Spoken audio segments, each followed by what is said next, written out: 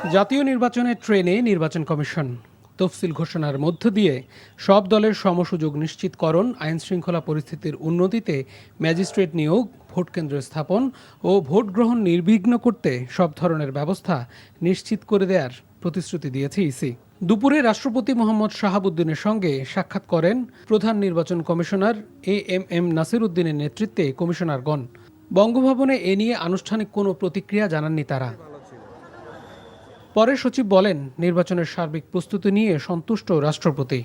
আমাদেরকে বলেছেন যে নির্বাচন কমিশন এগিয়ে যাচ্ছে এবং একটা ভালো সুষ্ঠু এবং অর্থবহ নির্বাচনের জন্য যতটুকু সাহায্য সহযোগিতা এবং সহানুভূতি ওনার দিক থেকে প্রয়োজন দেওয়ার সুযোগ আছে, উনি তার থেকে বেশি ছাড়া কম দিবেন না।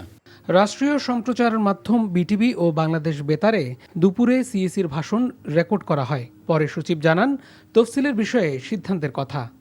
আগামীকাল সন্ধ্যা 6টার সময় তফসিল ঘোষণা করা হবে। মাননীয় প্রধান নির্বাচন কমিশনার তফসিল আপনার অন এয়ারে আপনাদেরকে জানিয়ে দিবেন। সীমানা নিয়ে যে একটা খবর পেয়েছি, আমরা অ্যাডভোকেট অন রেকর্ড অথবা শর্ট অর্ডার পাওয়ার পরে এ বিষয়ে কমিশন সিদ্ধান্ত নেবে।